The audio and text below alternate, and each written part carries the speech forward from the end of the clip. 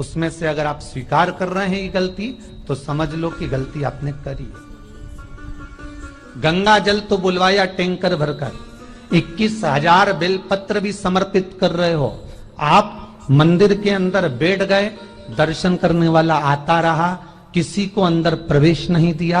आप गंगा जल चढ़ाते रहे, आप बेलपत्र चढ़ाते रहे, आप स्वयं पूजन करते रहे, और दूसरा व्यक्ति ना जाने किस भाव से, किस रूप में आकर भगवान की सेवा करना चाहता था। पंडित जी ने आपके चक्कर में उसको जल नहीं चढ़ाने दिया, पंडित जी ने आपके चक्कर में उसको बेलपत्र नहीं चढ़ाने दिया। पहली गलती यह हो गई कि भगवान के भक्त को भगवान से दूर कर दिया गया। अब उठा लो श्रीमद् भागवत कथा। दो देवताओं ने गलती करी थी। एक ब्रह्मा जी ने गलती करी थी कि गाय बछड़ों का हरण कर लिया था। 1 वर्ष होने में 1 दिन था, तब ब्रह्मा जी ने गाय बछड़े वापस दिए थे। दूसरी गलती इंद्र ने करी थी, जल वृष्टि करी, तब भगवान कृष्ण को गोवर्धन पर्वत उठाना पड़ा। दोनों देवताओं ने गलती करी, पर भगवान कृष्ण ने इंद्र को क्षमा कर दिया, पर ब्रह्मा को क्षमा नहीं करा। क्यों नहीं करा? क्योंकि इंद्र को क्षमा इसलिए करा क्योंकि इंद्र ने जब जल वृष्टि करी तो सारे ब्रजवासियों को भगवान के चरणों में लाकर छोड़ दिया। सारे ब्रजवासी गोवर्धन पर्वत के नीचे आकर बैठ गए, भगवान के चरणों में आ गए। और ब्रह्मा ने जो गलती करी वो ऐसी गलती करी कि भगवान से गाय और बछड़ों को दूर कर दिया। जो भगवान से भगत को दूर कर दे उसको शंकर कभी क्षमा नहीं कर सकता। इसलिए बर्बादी का पहला कारण आप भक्त और भगवान में दूरी बना दी। दूसरा कारण, भगवान की जब पूजन कर रहे हो, 21,000 बेलपत्र चढ़ा रहे हो, गंगा का जल चढ़ा रहे हो, चंदन चढ़ा रहे हो, अबीर चढ़ा रहे हो, गुलाल चढ़ा रहे हो, तो तुम्हारे भीतर ये अहंकार, जब तुम पूजन करके उठो तो उठते समय तुम्हारे भीतर अभिमान नहीं होना चाहिए कि मैंने जो अनुष्ठान करा उसके बराबर कोई नहीं कर सकता। तीसरा कारण कहा कि भगवान की सेवा तो आप कर रहे हो, भगवान की चाकरी में तो आप लगे हो, भगवान की आराधना भी कर रहे हो, दिया भी लगा रहे हो, धूप बत्ती भी लगा रहे हो, स्नान भी करा रहे हो, पंचामृत स्नान भी करा रहे हो, सारी पूजन अर्चना सब तुम कर रहे हो। पर हो सकता है इस पूजन अर्चना में आप केवल 3 घंटा पूजन करते हो और बाकी के समय किसी न किसी की जीवात्मा को दुख पहुंचा रहे हो। एक कथा में एक बात कही थी कि भले मंदिर में दिया मत लगाओ, भले मंदिर में जाकर धूप बत्ती मत जलाओ, भले मंदिर में जाकर भोग मत लगाओ, भले मंदिर में जाकर जल मत चढ़ाओ, कुछ मत करो, भले भगवान को नए कपड़े मत पहनाओ, भले तुम्हारी मर्जी पड़े भगवान को भोग मत लगाओ, पर शास्त्र कहता है कुछ मत करो, पर एक काम जरूर करना कि किसी के चेहरे पर प्रसन्नता ला देना तो मंदिर में दिया जलाने के बराबर होगा। किसी के चेहरे पर चमक ला देना, प्रसन्नता ला देना तो अगरबत्ती लगाने के बराबर होगा। किसी गरीबड़े के, किसी दुखी के चेहरे पर अगर तुमने प्रसन्नता ला दी तो वो भगवान को कपड़े पहनाने के बराबर होगा। मालूम पड़े तुम मंदिर में पूरी सब्जी बांटो, मंदिर में भोजन कराओ, मंदिर में सारा पकवान चढ़ाओ, और कोई तुम्हारे कारण अगर दुखी है तो तुम्हें वो सुख का भान नहीं हो सकता। तीसरा कारण है हमारा, वो सुख नहीं मिल सकता। चौथा कारण है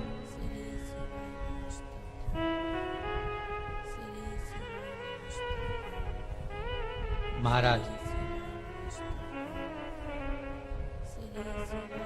जिस मंत्र को पढ़ा जा रहा है,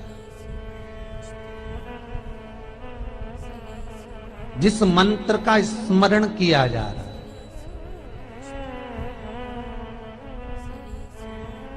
जिस भगवान की माला को हम जप रहे हैं, हम पाठ कर रहे हैं, उसमें त्रुटि उठा लीजिए। दुर्गा सप्तशती, दुर्गा सप्तशती का हिंदी अनुवाद में एक थोड़ा सा दृष्टांत दिया है, आपको मालूम होगा।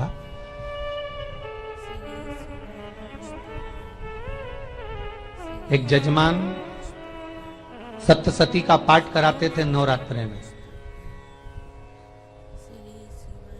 नवरात्रे पूरे होते थे और उनकी पत्नी मर जाती थी। सप्तशती के अंदर लिखा है, बहुत ध्यान से सुनिएगा। दुर्गा सप्तशती का पाठ कराते थे और पत्नी नवरात्रि के बाद 4 महीना 3 महीने के बाद मर जाती थी। बहुत दुखी था सेठ। एक शादी करी, दूसरी करी, तीसरी करी, चौथी करी, चौथी पत्नी भी मर गई। बहुत दुख हुआ। आज वो गुरुजी के पास चले गया, गुरुदेव, गुरुजी, गुरुदेव, गुरुदेव। गुरुजी बोले क्या हो गया? सेठ जी बहुत दिनों के बाद आ रहे हो, क्या बात है गुरुदेव? मेरे को एक बात समझ में नहीं आती कि मैं नवरात्रि में सप्तशती का पाठ कराता हूं, देवी जी का यज्ञ करवाता हूं, माता रानी को चूनर पहनाता हूं, उनको सुंदर बिछुड़ी, पायल, चुनरी सब पहनाता हूं, कन्याओं का भोजन करवाता हूं, भंडारा करवाता हूं, जवारे बोता हूं, अखंड ज्योत लगाता हूं, पर नवरात्रि जैसी पूरी होती है उसके 2 महीने 3 महीने बाद मेरी पत्नी क्यों मर जाती है? 4 पत्नियां मेरी मर चुकी हैं, 5वीं मैंने शादी करी है। गुरुदेव आप कृपा करिएगा, कुछ तो बता दीजिए, कुछ करुणा कर दीजिए। गुरुजी बोले जब तू सब कुछ अच्छा कर रहा है, जोत भी जला रहा है, कन्या भोज भी करा रहा है, चुनड़ी भी चढ़ा रहा है, भंडारा भी कर रहा है, जोत भी लगा रहा है, जवारे भी बो रहा है, माता रानी की सेवा भी कर रहा है, अखंड रात्रि व्रत कर रहा है, सब कुछ तूने करा, यज्ञ भी करा, फिर तेरी पत्नी क्यों मर सकती है? ऐसा हो ही नहीं सकता। नहीं गुरुदेव, मेरी 5वीं शादी है गुरुदेव, अब की बार आप कृपा करिए। गुरुजी ने कहा तेरे पंडित जी को अनुष्ठान पर बुला, मैं कमरे में बैठकर सुनूंगा सप्तशती का पाठ, तब मैं ध्यान करूंगा। गुरुजी अंदर के कमरे में जाकर बैठ गए, ब्राह्मण पाठ करना प्रारंभ करा और ब्राह्मण ने पाठ करना प्रारंभ करा। उसमें एक शब्द आ गया, भार्यंतु बक्षंतु, भार्यंतु बक्षंतु।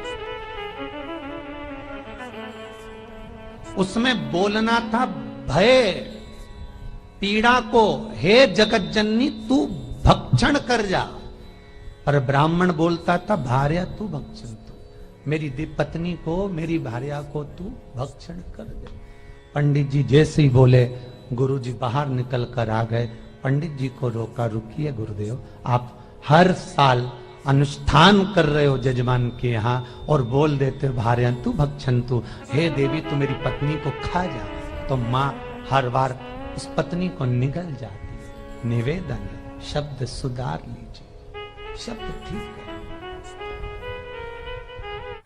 चौथा कारण है कि आप जो पाठ कर रहे हो, आप जो पूजन कर रहे हो, आप जो अनुष्ठान कर रहे हो, उसमें कुछ ना कुछ गलती जरूर हो रही है। ये चौथा कारण है।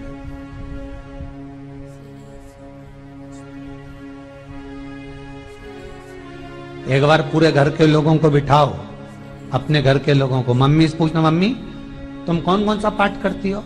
एक बार मम्मी से पूछना, फिर एक बार पापा से पूछना, पापा आप कौन कौन सा पाठ करते हैं सुबह? फिर बहू से पूछना, भाभी आप कौन कौन सा पाठ करती हो?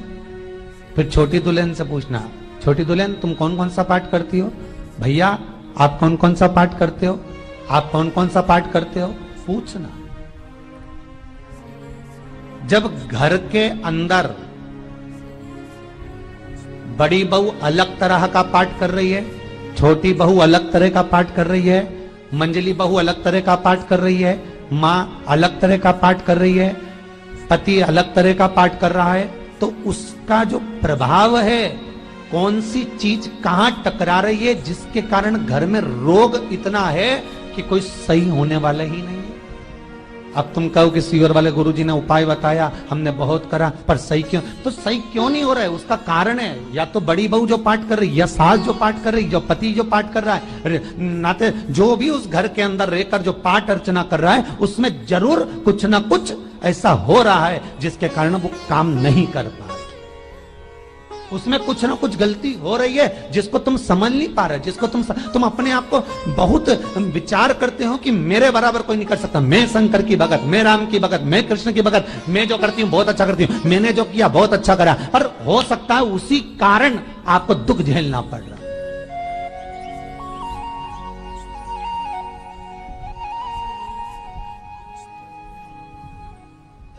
उसी के कारण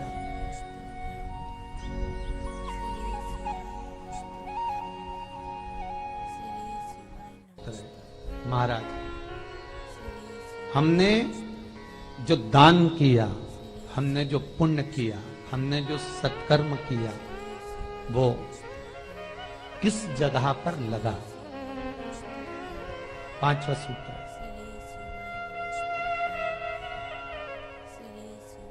जो आप दान कर रहे हो,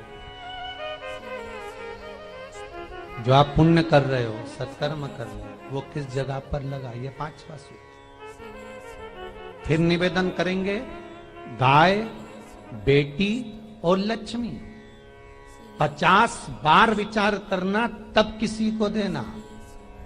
बेटी किसी ऐसे को मत ब्याह देना जो जुआ खेलता हो, मदिरापान करता हो, मांसाहार करता हो, वेश्यावृत्ति करता हो। वो बेटी का सम्मान नहीं करेगा। बेटी रोएगी तो कन्यादान करने वाले को रोना पड़ेगा। दूसरे नंबर पर गौ माता। गाय ऐसे ब्राह्मण को दान मत देना कि ब्राह्मण के घर में खुद रहने की जगह नहीं और गाय को ले जाकर तुमने दे दिया और उस ब्राह्मण ने जब तक दूध दिया बांध कर रखा, एक तगाड़ी बाल्टी साड़ी के चक्कर में ले लिया, सोने के सींग के चक्कर में ले लिया और बाद में वही गाय कसाई के हाथ में बिक गई और कसाई ने काटा तो बद्दुआ तुमको लगी।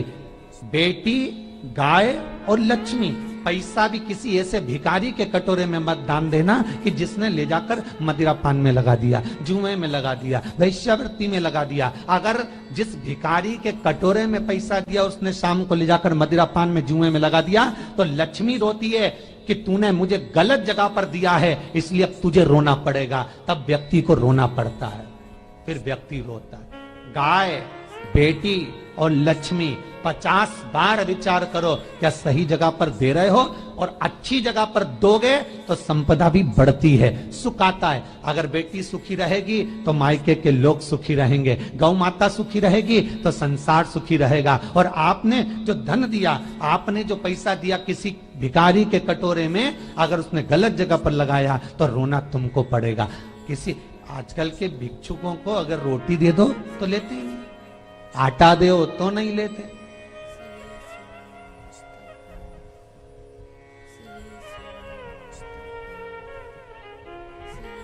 पहले के समय में जो भिक्षुक आते थे ना, तो रोटी बनी हुई मांगते थे।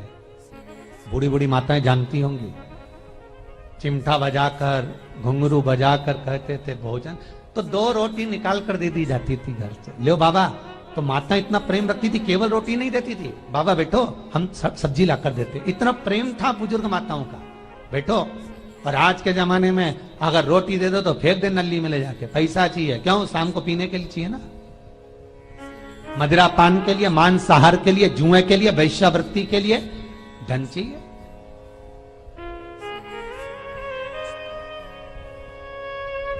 भोपाल के और इंदौर के, इंदौर का राजवाड़ा चौराया और भोपाल का लाल घाटी चौराया, इन दोनों चौराहे पर इतने से बच्चे लोग भीख मांगते हैं और उनकी माताएं और उनके पिता रोड के किनारे पर चिलम लगाते बैठे रहते हैं, पांव लंबे करके पड़े हैं, और ये कमा कमा के उनको दे रहे हैं। और धन्य हैं ऐसे लोग जो उनको दान भी दे देते हैं। जिसको जरूरत है उस तक कुछ नहीं पहुंचता। अभी भी 4-6 महीने लॉकडाउन चला, जिसको जरूरत थी एक रोटी की, उस तक कुछ नहीं पहुंचा, और जिसके पास में पहले से भरा हुआ था उसने और ले जाके भर लिया। जिसको जरूरत थी उस तक नहीं पहुंचा। अभी ठंड आ रही है, बहुत सारी संस्थाएं कंबल बांटेगी। रेलवे स्टेशन पे लोगों को कम्बल उड़ा रहे हैं, कोई सो रहा है जमीन पर उसको कम्बल उड़ा रहा है, बस स्टैंड पे चले गए कोई रोड पे सो रहा है कम्बल उड़ा रहा है, तो इतना बड़ा नाम चलेगा कि उन्हें कम्बल उड़ाए, कम्बल उड़ाए, कम्बल उड़ाए। और वो कम्बल जिसको उड़ाया वो दूसरे दिन जाकर कपड़े की दुकान पर बेच के आ गया, 200 रुपए लिया है, रात को पीकर फिर सो गया, क्योंकि फिर कहीं कहाँ आएगा, फिर उड़ा के चले जाएगा। क्योंकि इन्होंने तो ये करके रखा है कि नाम कमाना है तो कम्बल उड़ाए जाओ। जिसको जरूरत है वहां तक सामान नहीं पहुंचता भाई, जिसको जरूरत है वहां तक सामग्री नहीं पहुंचती भाई। आपने दिया और उन्होंने ले जाकर बेच दिया, और फिर सोचते हो कि मैंने तो पुण्य करा है। कई लोग कहते हैं मैंने दान करा, मेरे को इतना फल मिलेगा। काहे का दान करा? ऊपर तो जा, यमराज के डंडे पड़ेंगे।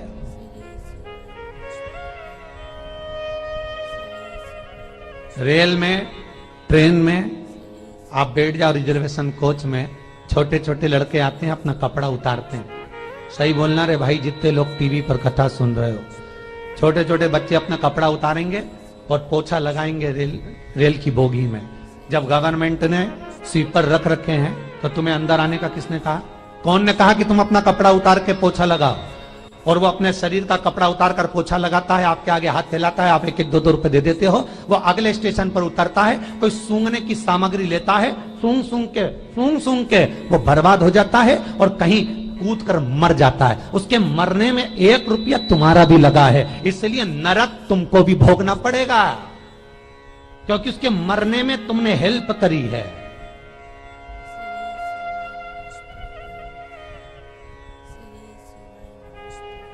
तुमने तो रुपया दिया था भोजन करने के लिए, उसने कोई सूंघने की सामग्री ले ली और सूंघ सूंघ के नशे में मर गया। उसके मरने में 2 रुपए तुम्हारे हैं, 1 रुपए तुम्हारा है, तो भोगना तो तुमको भी पड़ेगा ना।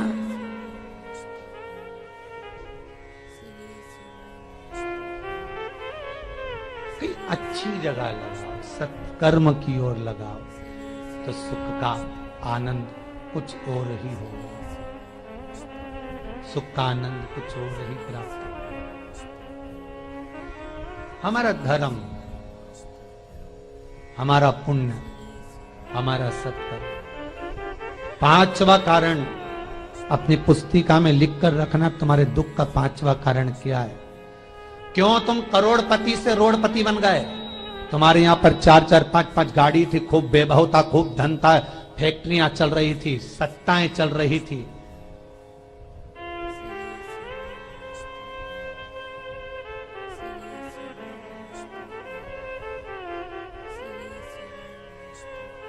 खूब सत्ताएं थी, खूब वैभव था, खूब धन था,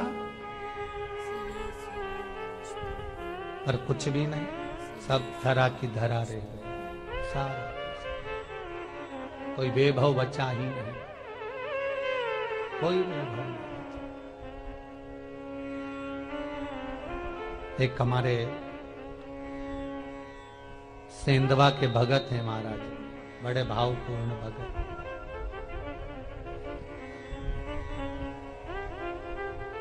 वो कहे गुरुजी हम बड़े दुखी हैं, बड़े कष्ट में। हमने कहा कष्ट का कारण कुछ ना कुछ जरूर होगा, दुख का कारण जरूर कुछ ना कुछ होता है। कहने लगे गुरुजी हमारी तो जीनिंग चलती थी, खूब फैक्ट्रियां चलती थी, इतना जीनिंग फैक्ट्रियां थी, इतना चलता था।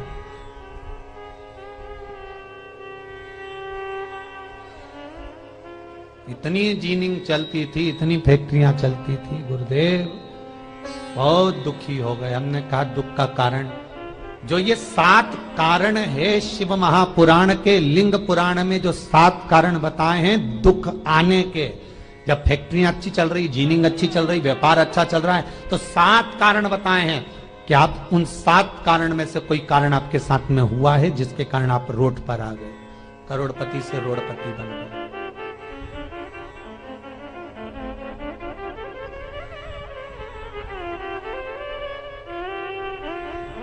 कभी कभी नगर में, गांव में सभी का व्यापार एक साथ समाप्त हो जाता है। कभी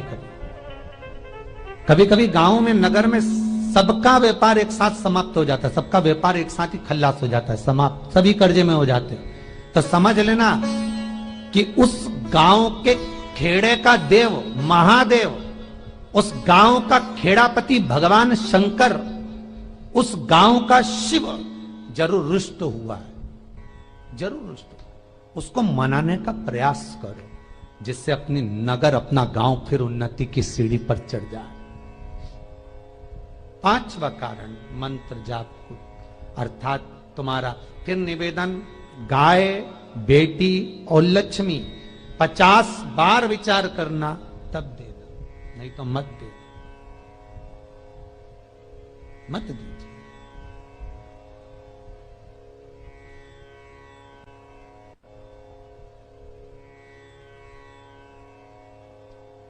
और महाराज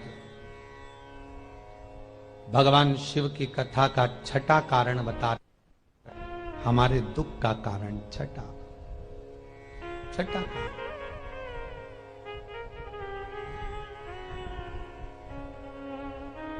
आदर सम्मान में कमी। घर के जो बड़े हैं, घर के जो बुजुर्ग हैं, घर के जो आदरणीय हैं, उनका सम्मान नहीं कर पाए।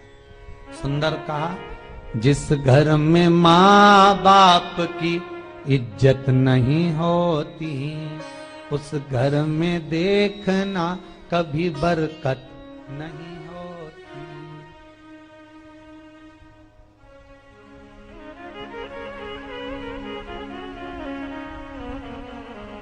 छठा कारण है सम्मान, सत्कार, आदर ना होना। जब धन। सातवां कारण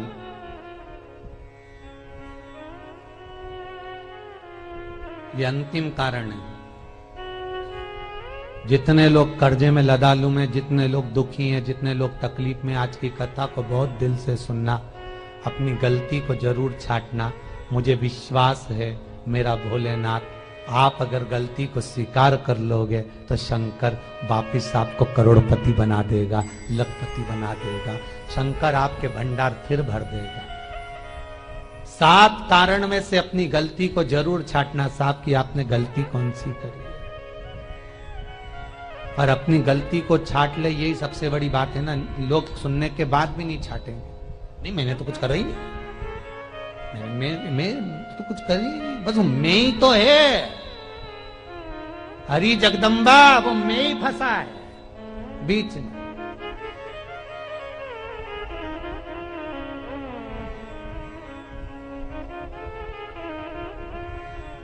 सातवां कारण महाराज, किसी का बेकार धन हमारे घर में आ जाए। एक कथा बहुत सुंदर है। एक गांव में एक व्यक्ति रहता था, खूब अच्छी कमाई करता था।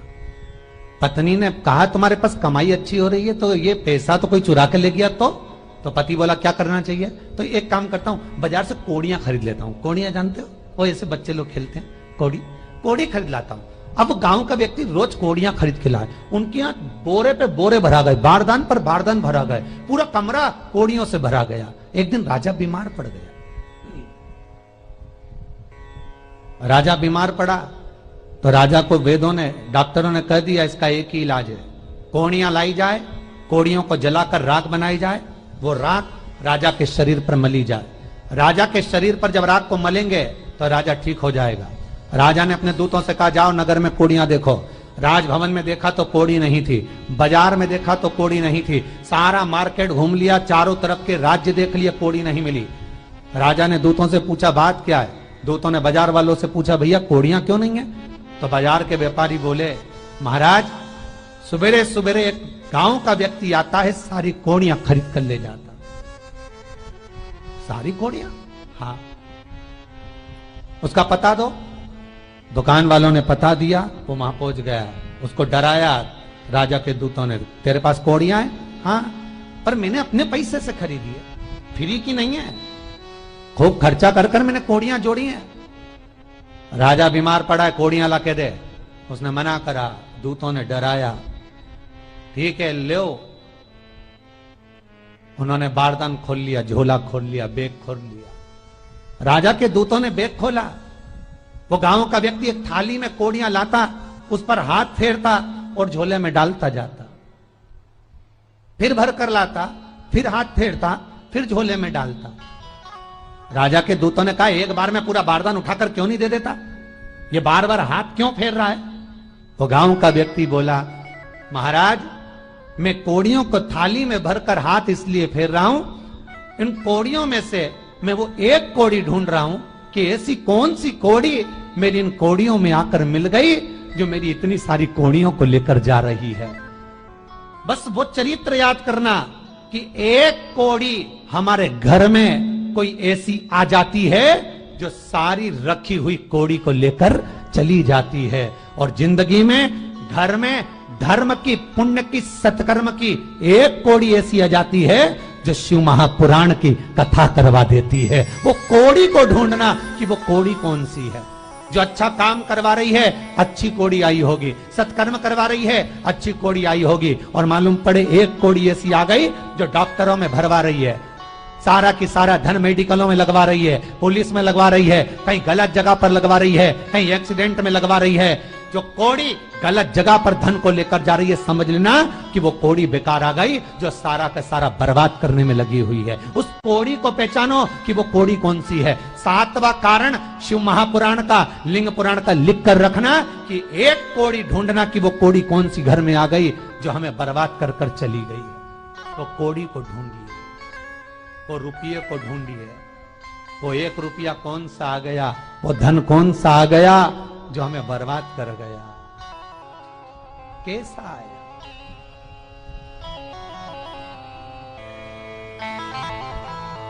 धन कौन सा आ गया ऐसा जो हमें बर्बाद कर दे।